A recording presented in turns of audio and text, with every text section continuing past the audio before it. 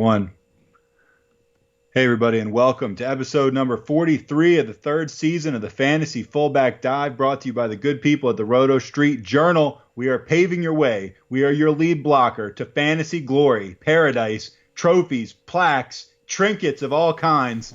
This is what we're going to do for you on the Fantasy Fullback Dive at the rotostreetjournal.com. Check out the website if you haven't already. Of course, you've checked it out. It's the best fantasy site on the net. I, of course, am your host, Nat the Truth Jones. With me, as always, the Wolf of Roto Street himself, looking kind of dapper. I mean, the lighting in there is actually pretty good. It doesn't look like you're in a hostage video. You're not wearing a tank top. You look like, I mean, what's going on? You going on a date after the pod or something? I actually do have a lady cooking me some food tonight, so excited about that. But is she in the building right now? Or she is not in the building. I'm going to her place. Thank God she can't be around this hole when I got my roommate and me aren't the nicest of livers here, but no, I totally got it. But no, it'll be fantastic, and that's part of the reason. But part of the reason is I had to pack a ton of stuff up because I'm about to head to Chicago, baby, to watch my Patriots dominate the Bears at Soldier Field. Never been to the city, the Windy City. Have you ever been down there?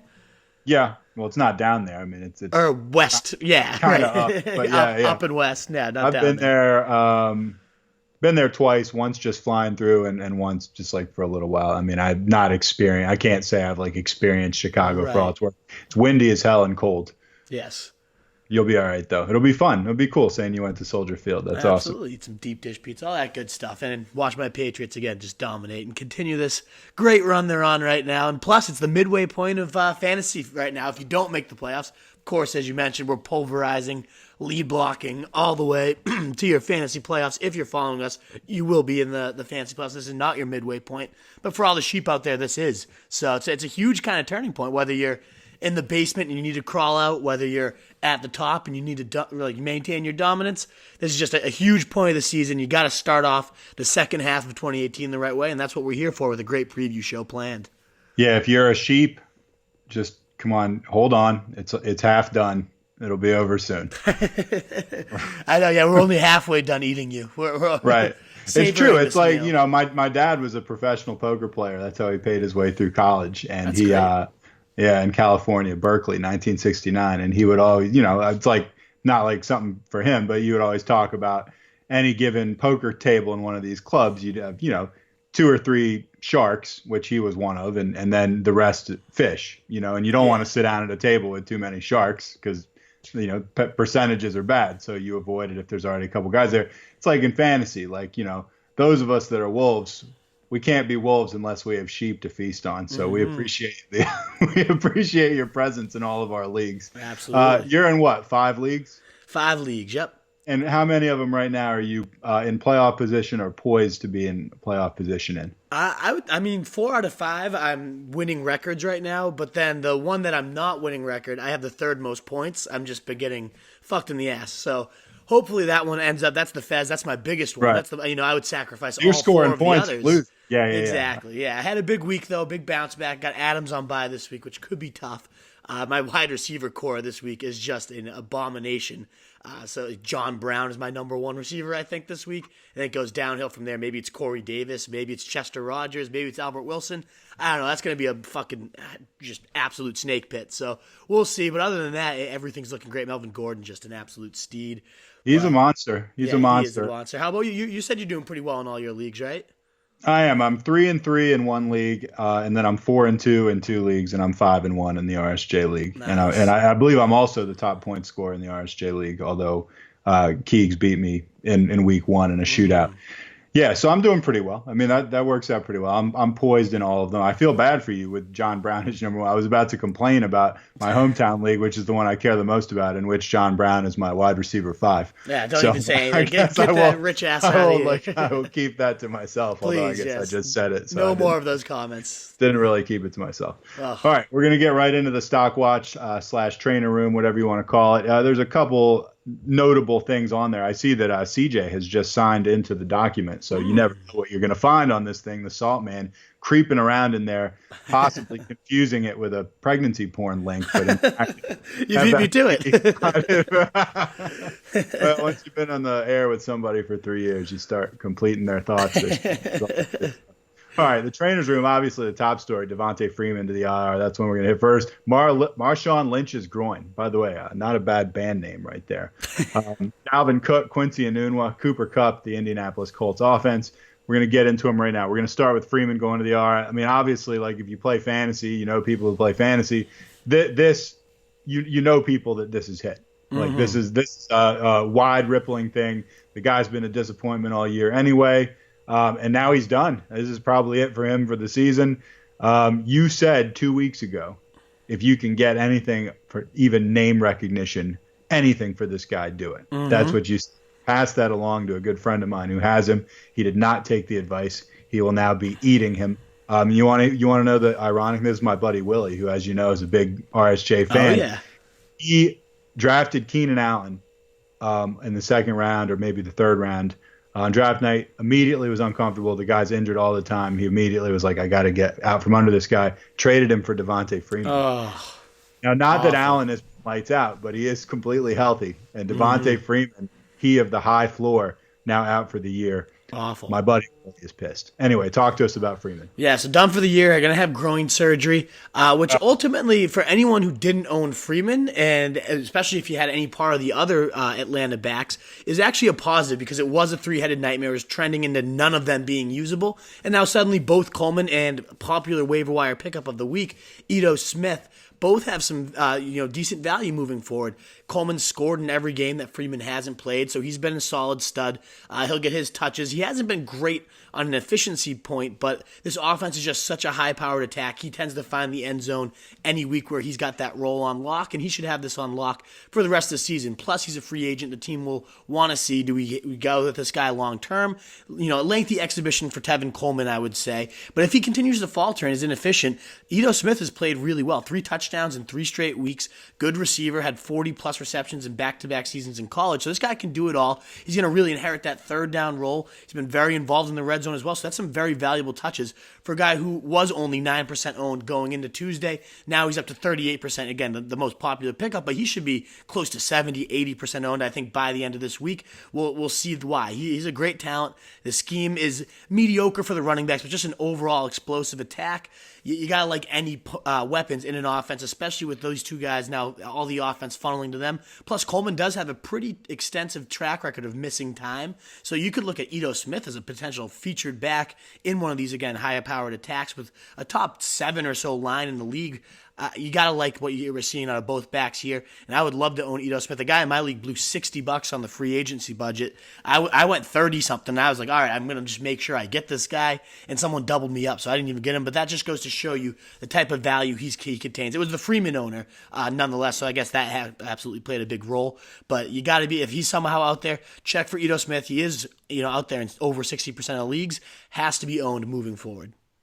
Yeah, I mean, you can't take the waiver money with you. That's one of the things that gets me. I'm always like, it's like people think they're going to get a check at the end of the year for the $93 they didn't spend or whatever. Exactly. Raiders coach John Gruden admits the team is concerned about Marshawn Lynch's groin injury and that it could be a long-term issue. I would imagine that's one of many concerns that Raiders coach John Gruden has right now. But go ahead, Wolf. And this was one of the few things that he probably didn't need to be concerned about because he's been one of the rare bright spots Marshawn Lynch has, and now it could be a long-term issue. That's obviously hugely concerning. No news is really going to come out for the next week, which makes it a toss-up in the air what's truly going on because they are on the bye. He's going for further testing. But if this emerges as something that he needs surgery, I can see Lynch wanting to shut it down at this point when he's seen what a disaster this team is. Maybe the team realizes, what's the point of riding Lynch for these last few weeks as an injured back.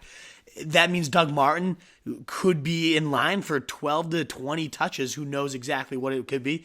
But I even lean further to Jalen Richard. Both of them under 10% owned, even with this news breaking. So both guys, I think, need to be stashed moving forward as this bye week shakes out and we start to get a sense of what the workload distribution is. But Gruden, for all his faults, he always had a number one dominant wide receiver, which we haven't seen this year. But he's also always ridden pass catching running backs, always 30% 50% or higher target share in his offenses throughout his 9 years in the league. So Jalen Richard has kind of fulfilled that so far. He's seen plenty of 5-6 reception games, and now he's going to have an even higher volume share with Marshawn Lynch out. I think he's by far the more explosive guy. He's only had 2 seasons of work, but as a rookie, he led Pro Football Focus in yards after contact. So this guy's got a ton of talent. I think he definitely brings more to the table than Doug Martin. We haven't seen anything productive out of that guy in quite some time. So if I'm picking one or the other, it's Jalen Richard, but both of them are well worth stashing in case this thing does linger with Marshawn Lynch.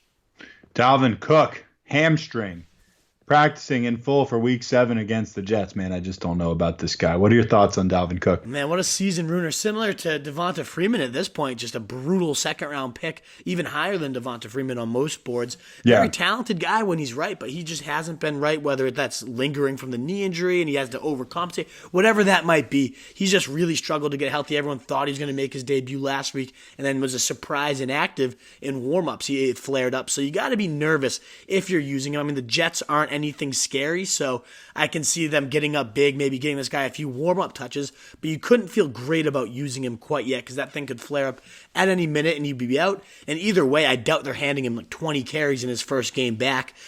Still an interesting buy low if he's just complete bottom barrel at this point. I could see owners, I've seen people say Marvin Jones for Dalvin Cook or things like that. Yeah, why not? Might as well take a stab at him and see if he can come out of their bye in a couple weeks as that featured guy and be a stretch run hero for you.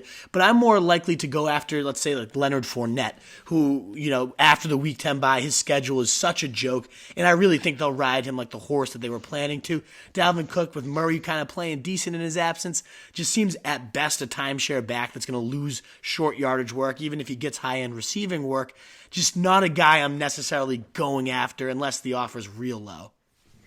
All right, Jets coach Todd Bowles confirmed that Quincy Enunwa, due to an ankle injury, is out for week 7 against the Vikings. I'm assuming that's going to open things up for some other guys. Absolutely, and Terrell Pryor, one of those guys that might have it open up for, scored in back-to-back weeks. But he's Terrell also Pryor. I know, right? Who would have thought we'd be talking about that guy again? But I'm not recommending you use him. The only reason I bring up his name is he's actually questionable as well, a guy who's struggled with injuries and isn't practicing so far this week. So it really could end up being the Jermaine Kearse and Robbie Anderson show. Just 2 weeks ago, it would have been, Robbie Anderson, go after him fresh off 130 and 2 TDs. You still would be a viable play with 10-plus targets coming his way. But then you got to think about Jermaine Kearse, only 5% owned right now, so nobody's really talking about this guy. Maybe the quietest 9-catch, 94-yard blow-up of last week. Nobody's mentioned that. He's done that, 10 targets last week. He seems to be the one that would be that Enunwa, high-volume, short, rack up the yak type of receiver here. I think Kearse has a very high floor, especially if Terrell Pryor is out, and could be a sneaky little flex play for the wide receiver desperate. And you just heard about my wide receiver situation. I'm definitely considering Kearse, maybe Robbie Anderson, who I already own. One of those two will probably find their way into my lineup at this point. Yeah, it's not like you got a ton of options. Rams coach Sean McVay confirmed Cooper Kupp due to his knee. I mean, obviously, he was fighting concussion symptoms a week ago, but due to his knee, he's out for week 7 against the 49ers. I feel like he got carted off the field, actually. He did, yeah. It ended up, he came back in the game, but then he came off pretty soon after.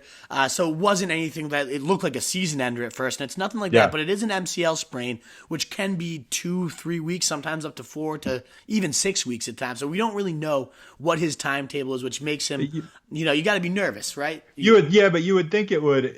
And yeah, you got to be nervous from a fantasy standpoint. You got to think that given what the Rams have going on, given the depth they have, given their record, they have all this flexibility. You would think they would not be trying to rush this guy back. Exactly. Yeah, I don't see him even until he's 100%, right? So probably on the lengthier side. So once he's out there, you can feel good about rolling him back out. But you're right. I expect a multi-week absence here. And Josh Reynolds could become a sneaky little play. Sophomore guy, long, rangy. He's gotten praised by Sean McVay on multiple times for his catch radius. And we've seen him utilize that to the fullest anytime a receiver has missed time. But what it means to me more so is, Brandon Cooks and obviously Robert Woods, who's kind of emerged as that number 1 now at this point with Kupp out. I think both those guys will see plenty more chances. San Fran, just a joke matchup. So both those guys have to be in your top 12 receivers this week, Brandon Cooks and again, Robert Woods. Whereas also just Josh Reynolds, another one of these guys for wide receiver needy. Again, myself, it has to be considered in this soft matchup. I can see him even finding the end zone the way this offense clicks. But more than likely than not, it's probably just going to be the Todd Gurley show for the second straight week. I mean, that guy is just third straight week. For whatever week it is, he's always a monster. He's probably going to top 30 fantasy points again. Yeah, just unbelievable cheat code that guy is. He is. I feel that sometimes you overuse the cheat code description, but I feel like it is totally applicable for Todd Gurley. I think it's appropriate. T.Y. Hilton, due to his hamstring, practicing full for Week 7 against the Bills. Ryan Grant, due to his ankle. Jack Doyle with a hip issue. The Beanstalk himself remains sidelined at Wednesday's practice.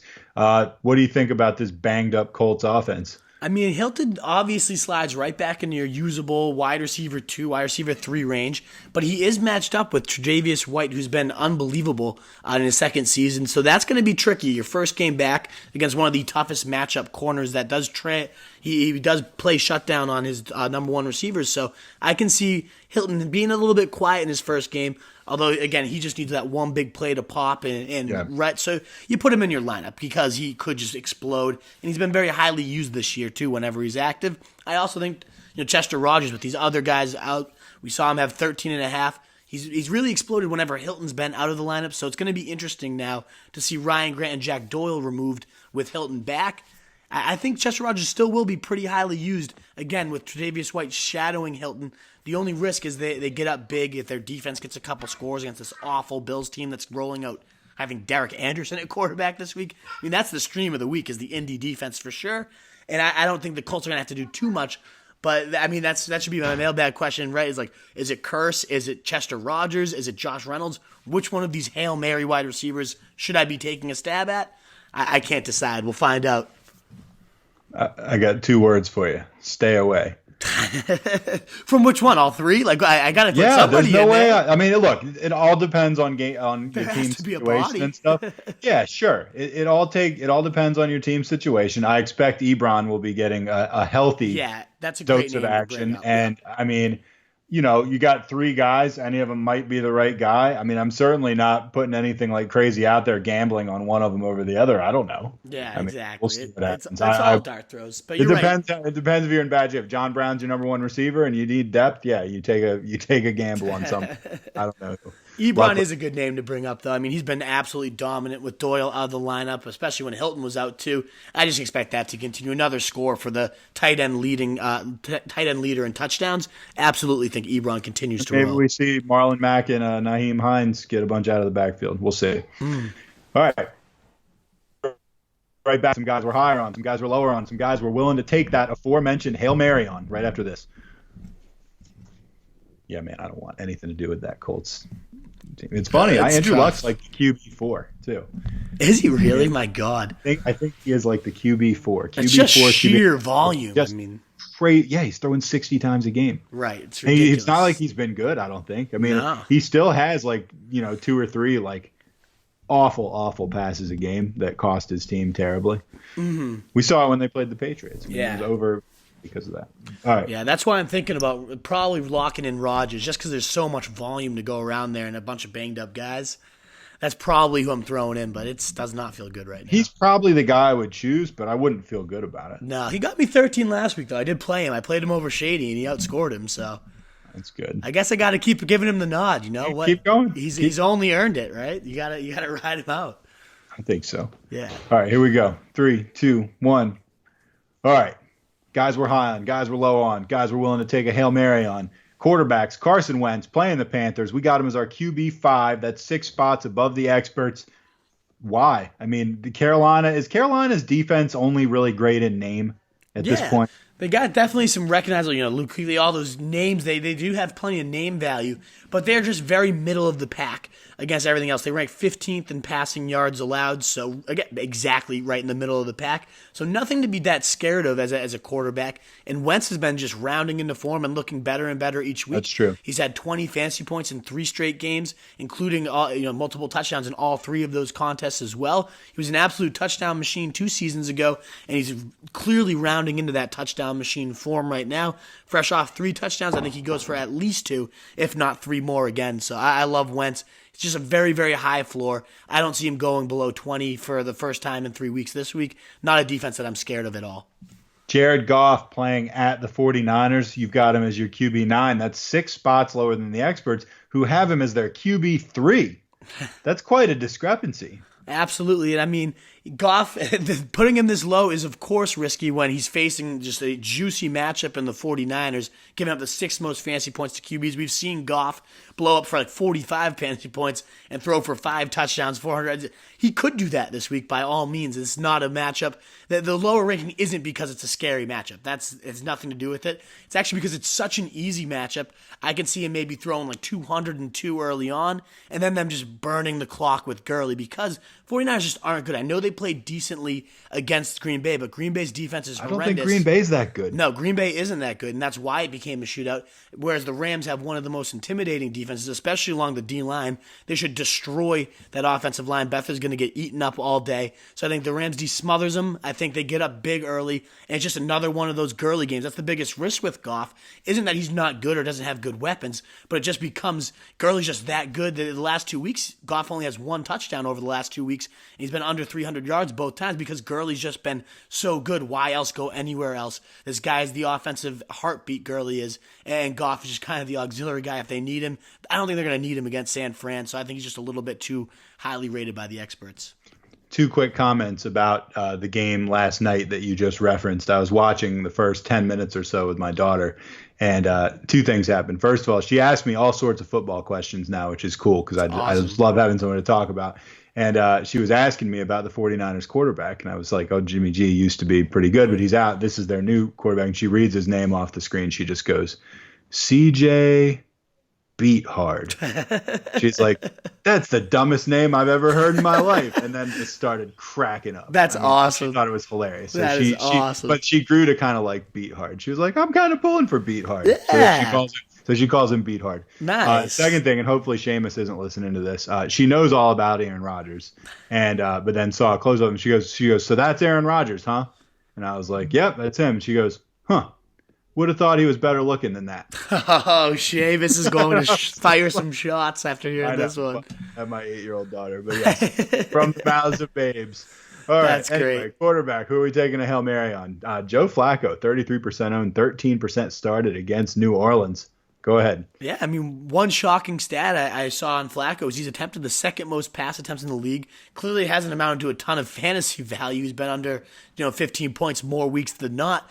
But against New Orleans, if he sees that volume, which he should, it's Drew Brees on the other side. You imagine it's going to be more of a shootout-style game, which doesn't happen with the Ravens much, but definitely this week is shaping up to be. I think he can kind of blow up for at least 2 or 3 scores, maybe 300-ish yards. He's topped 360 yards twice this year. I think he could do that again against a horrendous New Orleans defense, surrendering the 3rd most points to quarterbacks, 2nd most yardage in the league to quarterbacks. I think him and John Brown kind of find that deep connection. Lattimore is back into form. I can see Crabtree kind of getting shut down, but they have so many dangerous weapons. You got the revenge game for the blonde muskrat, Willie Snead, in there. You got John Brown ready to explode yet again. Maybe that's just the wishful thinking of my wide receiver. I'm pulling for him. He's in my lineup too, man. I think everything's kind of lining up, though, for Joe Flacco to throw some bombs and have a big game. And he's one of my favorite streamers. If Baker Mayfield's not there against Tampa Bay, Flacco is lower owned, lower started, so I went with him as the Hail Mary of the week. Maybe a daily fantasy guy, too, because I'll bet his price tag's not too high. For sure. All right, running back. Guys, you are higher on.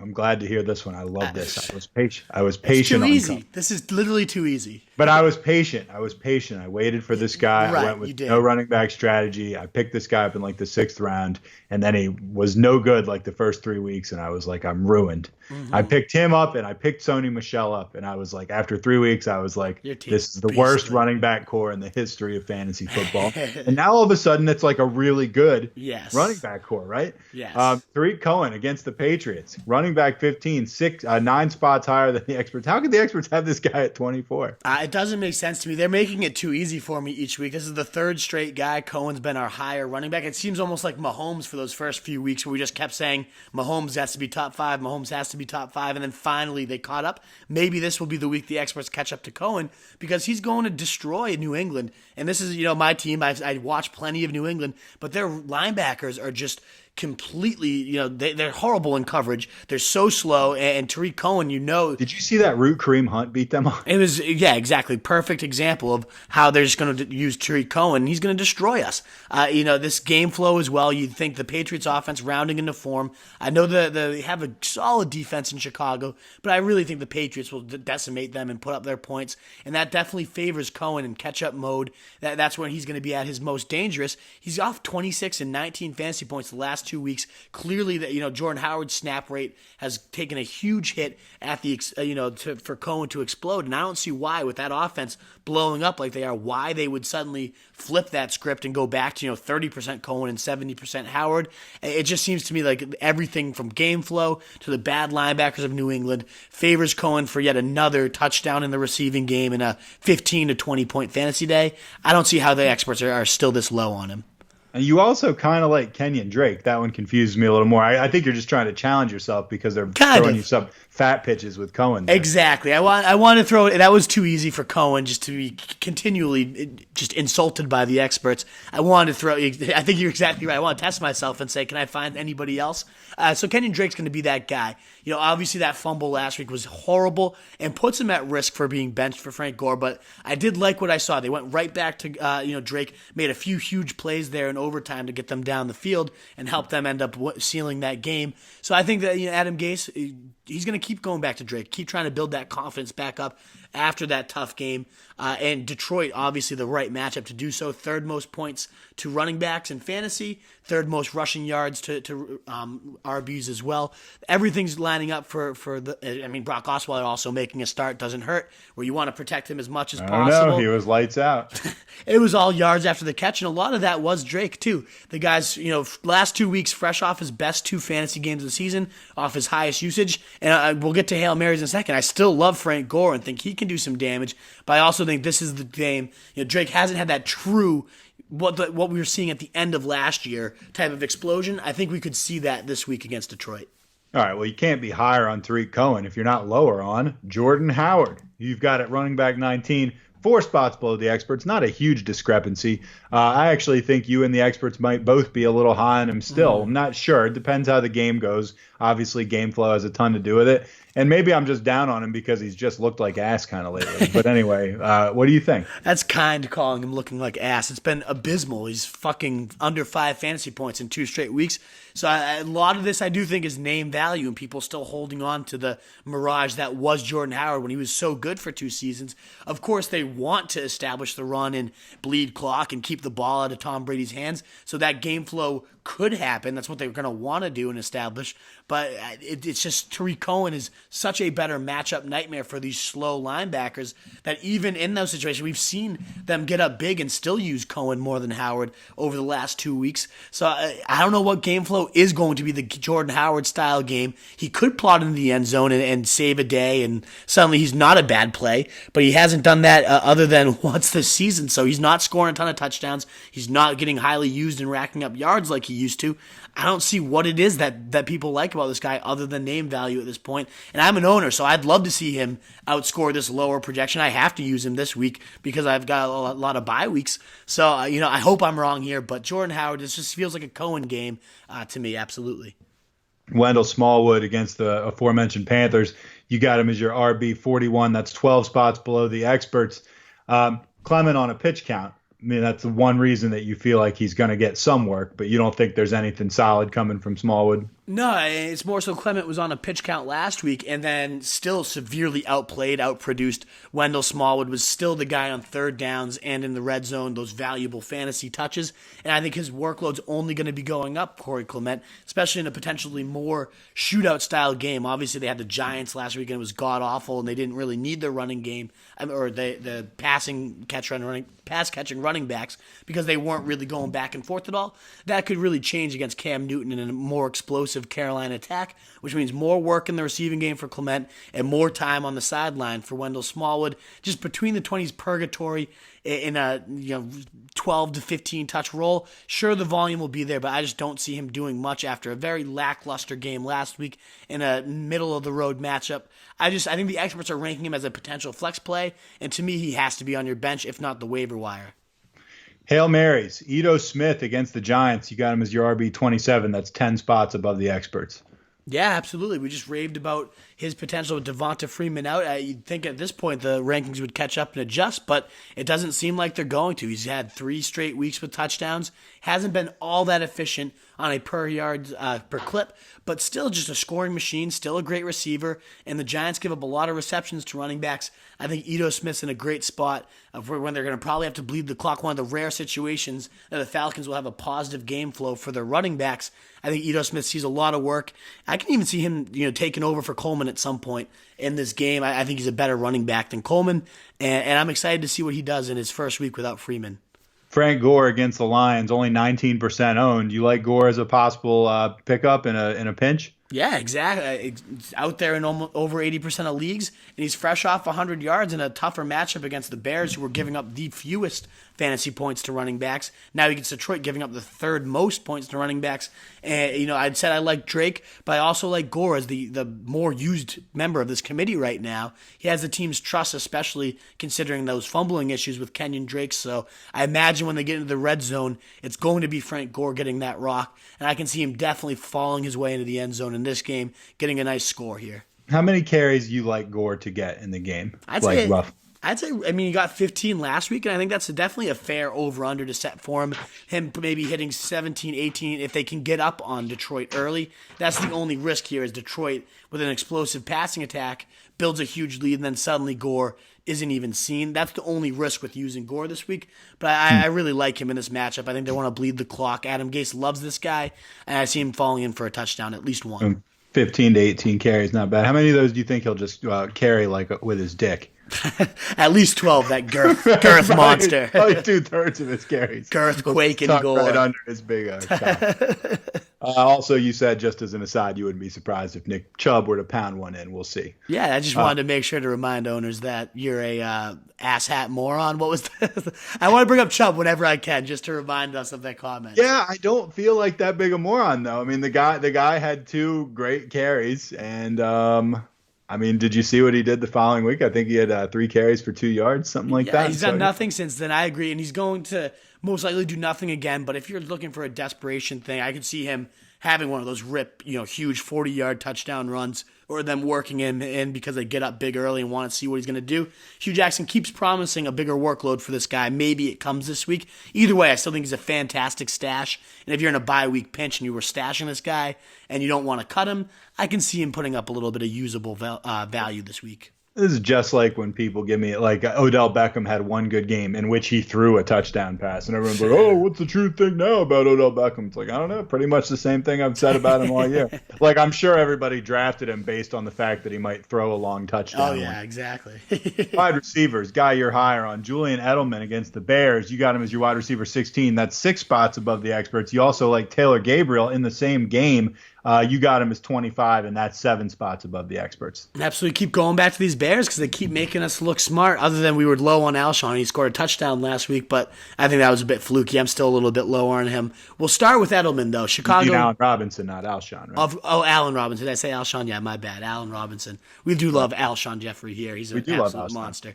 But Edelman, I gotta love him this week heading into Chicago, who gives up the 5th most fantasy points to wide receivers, but even more so, they've been dominated by slot guys, just really poor tackling and giving up humongous plays week in and week out after the catch. We've seen Randall Cobb, he scored that game winner in week 1. Tyler Lockett, Christian Kirk both scored out of the slot. And then Albert Wilson last week, 30 fantasy point day, made 7 people miss. They just aren't good in the open field. They've got a ferocious D-line, but once you can penetrate them and give your guys yak opportunities, that's how you beat the Chicago defense. Obviously Tom Brady and Bill Belichick know that's their weakness, that's the mistake, that's how the offense runs anyways. Never mind that's the way to exploit this team. So I expect a big day from Edelman and James White, kind of getting peppered on those short routes, racking up some big yak and huge fantasy points. That game script is definitely there for this one. And then Gabriel, if they're going to get down big as I think they will, and they're going to have to throw, he's back-to-back 100 yards games, really used well, used similar to Tyreek Hill. Matt Nagy obviously had Hill last year in Kansas City. It's not that Gabriel is the talent of Tyreek Hill, but he has similar long speed. He's similarly dangerous off screens and on these vertical routes. I can see him having another big game, another, maybe even 3 straight with 100 yards. He's the true number one receiver here, in my opinion, even though Allen Robinson has some inexplicable allure to him. To me, it's Taylor Gabriel, who I think is just continually disrespected, just like Tariq Cohen, and maybe the experts will wake up after another big game this week. Guy you're lower on, DeAndre Hopkins against the Jags. That's tough, right? Wide receiver 11 for you, 5 spots lower than the experts. It's not like I don't know where you're coming from, but I don't know, man. I mean, I could see him coming in as wide receiver 10, wide receiver 11. I don't know. I mean, he played the Jags twice last year, and I remember in both games he had so-so games and scored, I believe, in both games. Right. So, That's probably what's going to happen here. If there's anybody who's matchup proof in the league, it would be DeAndre Hopkins. He just makes every single catch, can body up any type of corner.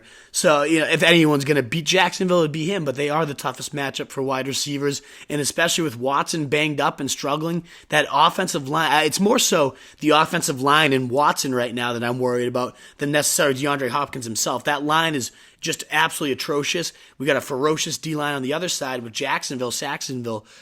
They could just penetrate all day and give him no time to throw, no time for Hopkins to get open. And I really think Watson's one hit away from being on the sidelines all game.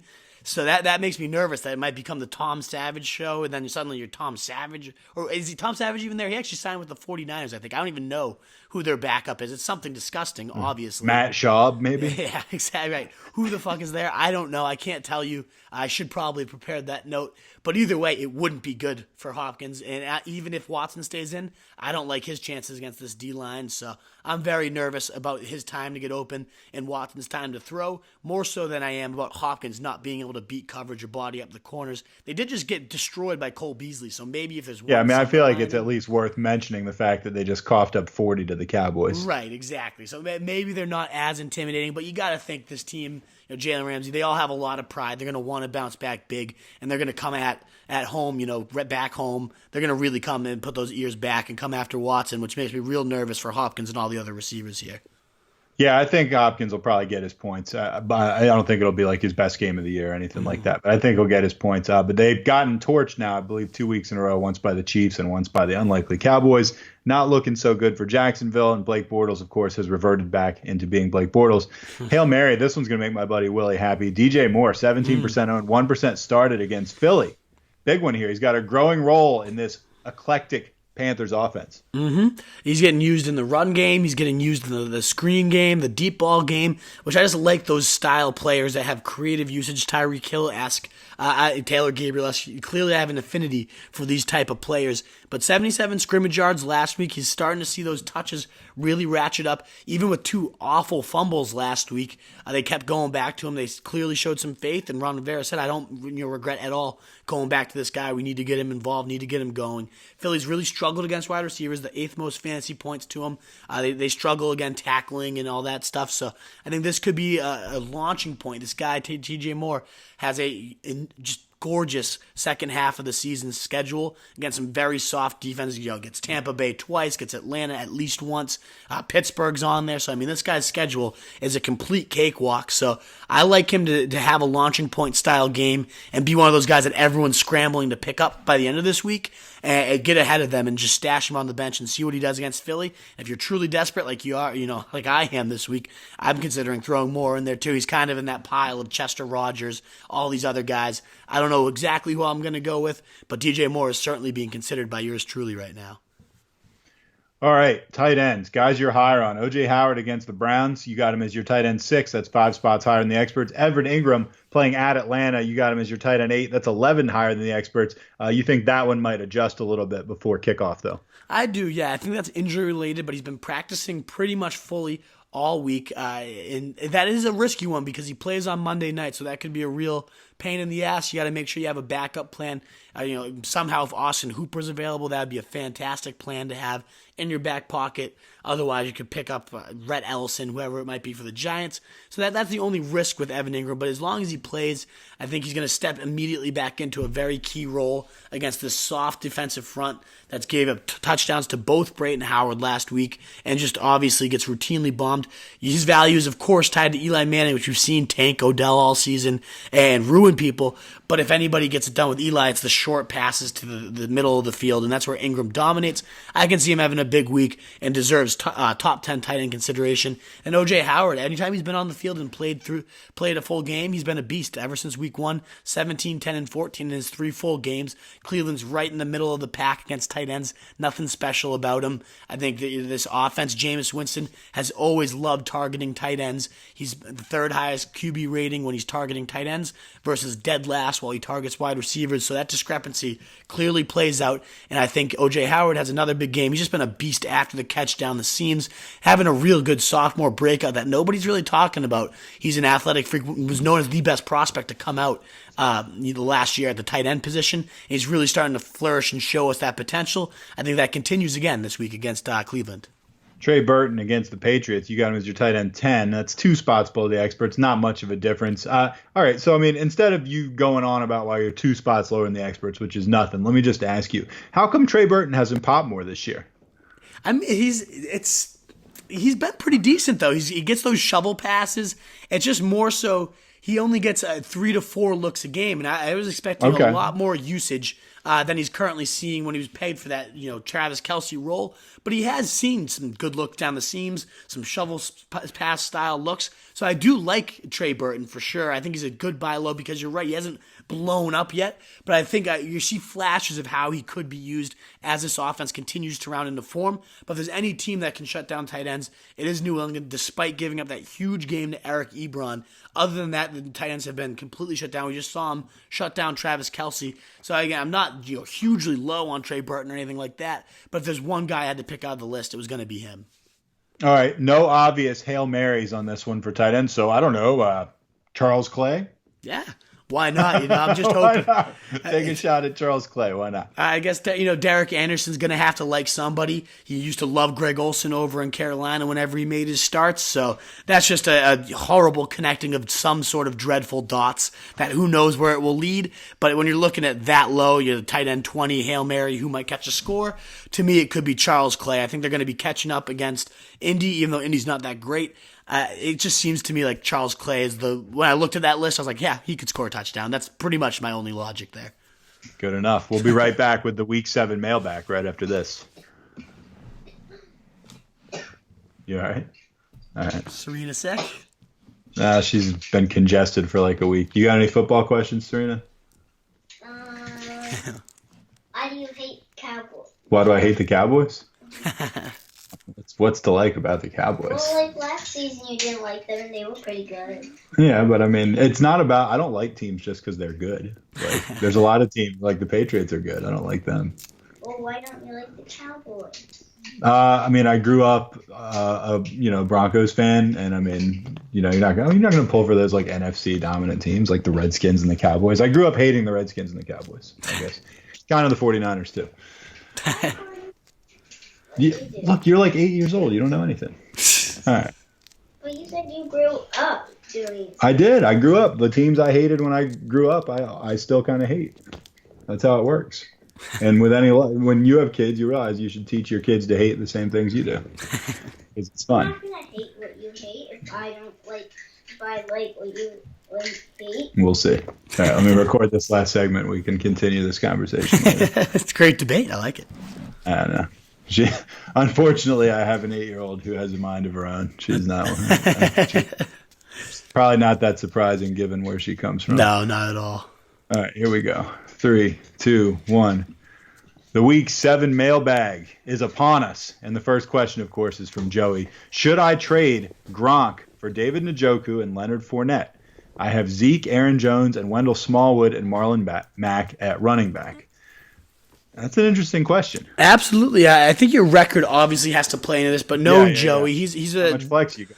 Exactly. What is your breathing room to absorb those weeks? Because some rumors that Fournette could be back this week, maybe even week 8 if not. And there's plenty of other rumors that say he's going to be held out to week 10, which is honestly, again, as I said last week on the pod, what I hope for if I own him, just because I want him 100%, no risk of flaring up for that second half of the stretch run where he's got a beautiful matchup.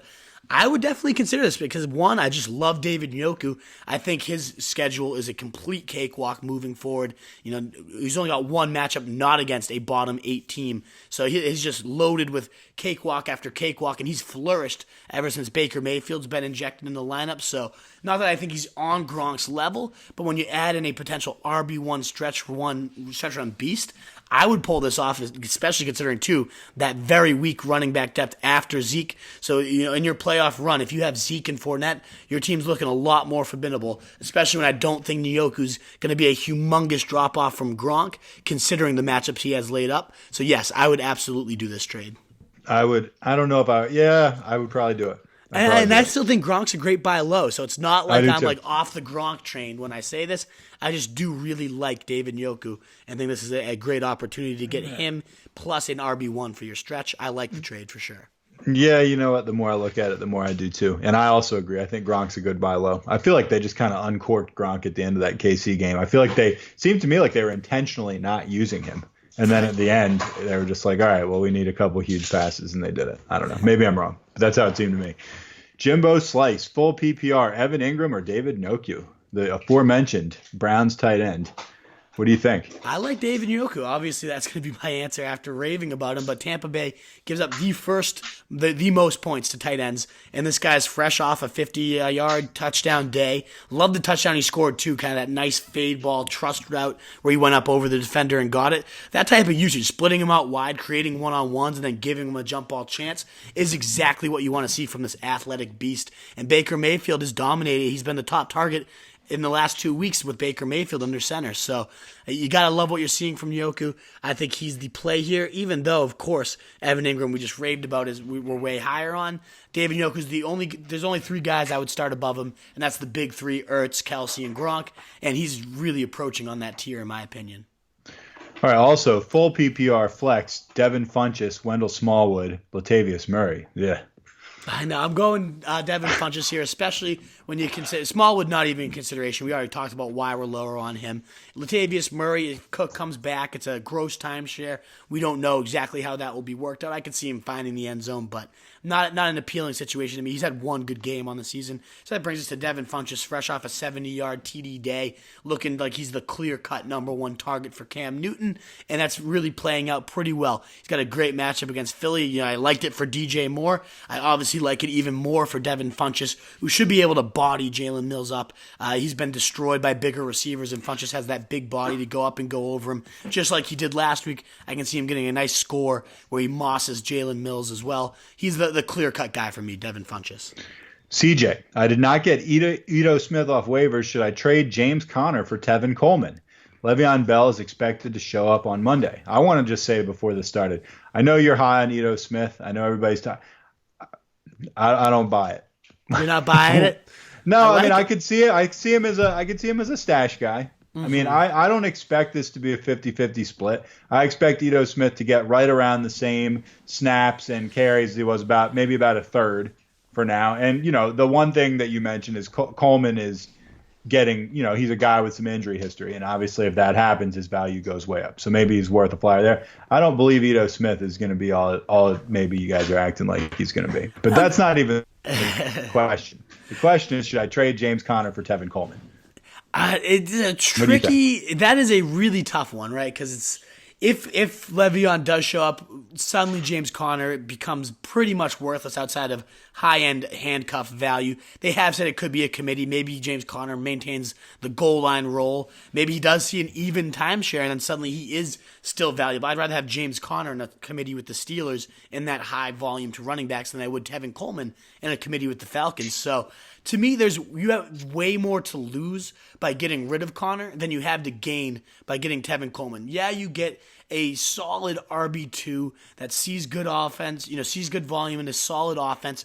So yeah, there is some value there. Of course there is to Tevin Coleman. I guess it depends on how desperate you are for running backs once Connor's relegated to behind Le'Veon Bell.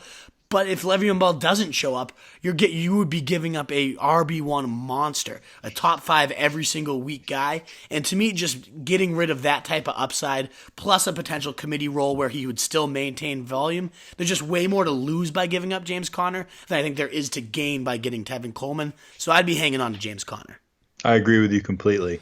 Jimbo Slice, would you consider sitting Jordan Howard for waiver wire players the likes of Royce Freeman versus Arizona or Marlon Mack, or ride the horse a little bit longer? I think if you're going to consider one, both Royce Freeman and Marlon Mack have good matchups against bottom 10 run defenses. I could see Royce Freeman definitely falling into the end zone for this one.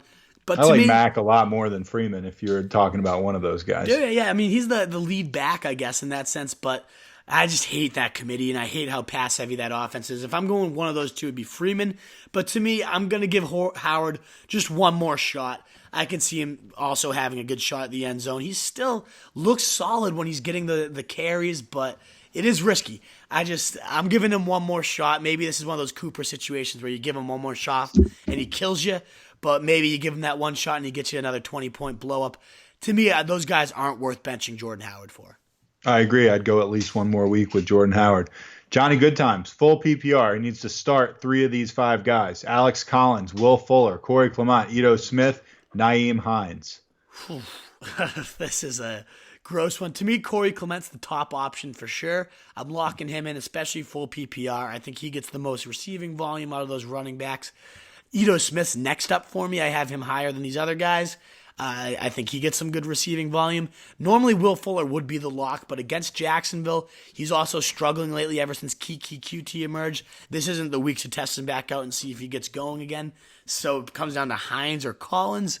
Ew, gross. I mean, to me, Collins has the best bet at finding the end zone, since I think the Ravens will move the ball pretty well against New Orleans, and maybe Collins gets a good little goal line plunge in there. I just don't like Hines. Ever since Marlon Mack came back last week, his usage dropped off dramatically. He had a bad drop in the end zone on a touchdown. I like to go Clement, Ito, and then begrudgingly Collins. All right, yeah, it's not a great scene. No. Matt Sullivan. Trade DJ and Taylor Gabriel for Julio and Marquise Goodwin, half PPR. I'm assuming he's talking about David Johnson. Yes. He owns Kamara, Matt Breida, Corey Clement, Wendell Small. He's got Clement and Smallwood, and Tariq Cohen. So have lots of running back depth. Yeah, and he's starting Tyreek Hill at wide receiver, which is great, but then also Will Fuller is his number 2, which clearly these days is not so hot. So that obviously is an interesting wrinkle here. It's tricky for me because I know DJ has sucked, but when you look at his schedule rest of the season, he's one of those guys I'm definitely hitting the buy low radar on, even if it's, in this awful Arizona attack against Denver this week, who's given up 2 straight 200-yard rushing games, then San Fran, the 11th most points, and then after that, there was just green on the matchups after his bye. Kansas City, Oakland, Detroit, and Atlanta, all in the next, 4 of his next 6 matchups. Nothing in the red zone either, in terms of red scary matchups. Those 4 are just gorgeous ones, and 2 of those falling in your fantasy playoffs. You got to love that. I think the schedule is great for DJ. He's a guy I'm trying to buy low on. With this team makeup, though, that makes it a lot harder. You do need a true wide receiver 1. You have Tyreek Hill, so you got that, but then behind him, Fuller is just such a hole in the lineup. I do like this move. I think I would, considering the roster composition. Most chance of times I wouldn't, because I also love Taylor Gabriel. But considering this roster composition, I'd rather have Gabriel than Goodwin. So then it comes down to Julio or DJ. And I think they're about even. But with these rosters, I would say Julio's much more valuable to your team. And I would take that bait, yes. And just for the record, as disappointing as DJ has been, and he has been, he is the RB11 in right. PPR. Yes, it's really not that bad. No, not that bad, but I mean, and this is worth noting. You hear RB11, and obviously that's a starter on anybody's team. Right. Like, no question about it.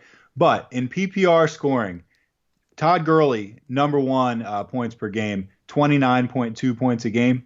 David Johnson, 14.7. So pretty much exactly half. So you are talking about a dramatic drop-off. Like, you've got your Gurleys, Kamaras, Gordon, Barkley, Connor, who is about to drop off big time. And then you got those guys are like 23, 25, 26 points a game or more. Then you got Zeke, McCaffrey, James White, and Kareem Hunt kind of making up that next tier. Then you drop down, and then you've got the David Johnson tier, and he's right with like Tariq Cohen, just for whatever it's worth. And those are great stats to spit out too, because again, that's the curse, but the blessing. If you can, we said building a stable, it's very hard to find those top 8. But once if you can find 2 of them, and if it worked out for you to have those 2, I mean, those are the teams where I say I'm 5-1, 6-0, and I have a couple of them. It's because I've had James Conner and Zeke Elliott, or James Conner and Todd Gurley.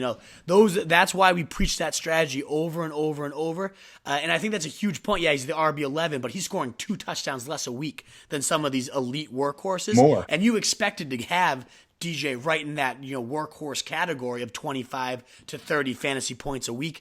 So yeah, I think that's that loss of shine where you expected him to be up there and now he's not, has made people a little bit blind to the fact that he's been solid, he's been serviceable, and I think he is going to see his points creep upwards into not maybe that elite Gurley tier, but that James White, that 20-ish points a week. I can see DJ starting to climb his way up there with such a soft slate coming up.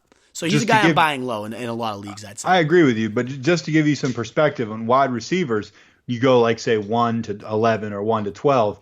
We were talking about 15 points difference for running backs. Wide receivers, it's about an 8-point difference. Yeah. So it's much more clustered in there. Yeah, it's a big difference. If you can land the wide receiver 11, you're not that far away from the top guy. No. I mean, it's still a difference, but it's not anywhere near as pronounced. Yeah. Steven says, pick one: Corey Davis, Nelson Aguilar, Chester Rogers, Kenyon Drake, George Kittle. Wait, that's a separate one. Corey Davis, Nelson Aguilar, Chester Rogers. Give me that one. This is like my own debate here. I think that's when you just fall on your sword. Right, exactly. To me, I'm as bad as this guy has been the last few weeks. To me, Corey Davis has by far the highest ceiling. Somehow Chester Rogers is the highest floor out of these guys. So I guess that depends. You just want some sure points. I think Chester Rogers is another good bet for 8 to 10 targets. He's seen 10 in 3 straight weeks. So I like his floor there. But if it's me, and I have this debate, Chester Rogers or Corey Davis, I'm lining up Corey Davis. I think he could finally find the end zone. The Chargers aren't great against wide receivers, and he's just feels due for a blow up, and it's the London game, so you get the little 9:30 wake up. So that should never actually determine your lineup. But to me, if it's just dead even in this and it's pretty damn close, I'll take the guy that I get to watch right when I wake up and have my morning cup of coffee with booze in it. Speaking of which, yes, I was listening to a football podcast, not a fantasy podcast, but just a football podcast, and they were talking about the Jags, and one of the guys started calling Bortles Sir Blake Bortles. Are they stealing our shit? And they were talking about he's got to have his London game, blah blah. And it was the first time I'd ever heard anybody except us really rail about it before. And I was just flattered, and then I was also kind of pissed. And then they started talking about him getting sucked off in the club. Right. While They did not say anything about Aaron's watching behind a potted plant. But if that happens, I swear to God, then it's copyright. Sue somebody. Right. Exactly. Last but not least, Kenyon Drake against George Kittle for your flex spot. Oh, I like. That's tough.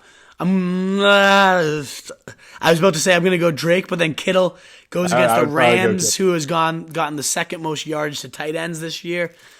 But he's fresh off a dud.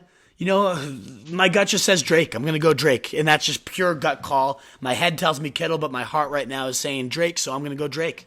My gut says Kittle behind the impressive and surprising play of CJ Beathard. You hear that, Serena? CJ Beathard. The fan club over there. Yeah. All right, that's going to do it, man. That was a good pod, Wolf. You have fun in Chicago. I can't wait, man. It's going to be a tough day on Monday when our next recording. I'm going to be fresh off a late red eye, back to school that next day. So when we talk next, it's not going to be the primest Wolf you've ever talked to, but it's going to sure as hell be a fun weekend. Kids are going to get your absolute best on Monday. We're going to really be molding some minds and changing America that day for sure. Absolutely. But it'll be a fun trip. I can't wait. I've never been to the Windy City. So if any of you listening are from the area and want to meet the Wolf, hit me up on Twitter, you know where to find me, at Roto Street Wolf, or at least hit me up with the best spots. I love a good local dive. I obviously can find, all the spots that are on the top 10 lists, but I want to find the dives. The Fantasy Fullback Dive is all about the dives. So hit me up with any spots if you're listening in your Chicago area or have lived there before. Let me know where I have to hit, because for some of my friends are going to be golfing, and I fucking hate golf, so I need a spot to go. Too. Hey, it's the worst I was sport. coming with you. We could hang out. Absolutely. By the way, you just gave me such a great idea. Once we make it a little bigger, Roto Street Journal, we need to open like a place called the Fantasy Fullback Dive. Yeah, you're right. Just serving some dive food and That's drinks. just a great idea. Fantasy Fullback Dive. And just so now you're really making the wheels turn. Absolutely. No. Nobody out there steal that. That's going to be my second big entrepreneur adventure, some sort of food review and food, hopefully at our own establishment. So I love it. I love that we're on the same page there. But Roto Street Journal is, of course, our main page, rotostreetjournal.com, Roto Street Journal on Instagram and Facebook. Make sure you follow us on both those, because that's where we're going to be doing our sit-start shows the rest of the season. Roto ST Journal on Twitter for all your sit-start questions. Or, of course, again, Roto Street Wolf, hit me up just directly. Would love to answer them on either Twitter or Snapchat. Find me on whatever platform you're on. Check out the site. And, of course, if you liked what you heard and you haven't already, hit that subscribe button. We love the support. We appreciate it. And, of course, we love any reviews and praise or critical feedback you have for us. We read them all. We take the time, and it means the world to us. So we'd love to hear what you have to say. Best of luck in Week 7, guys. Right. My name's Nat the Truth Jones. And again, I'm the Wolf. See you, Pack. Later. All right, man. Have a good time. Can't wait. Yeah, we'll be Shoot in touch, me a description before you leave. Shoot me the Sounds description good, before you leave. I'll get this together. I'll send it to Joe. Alrighty, we'll do. Thanks, man. See ya.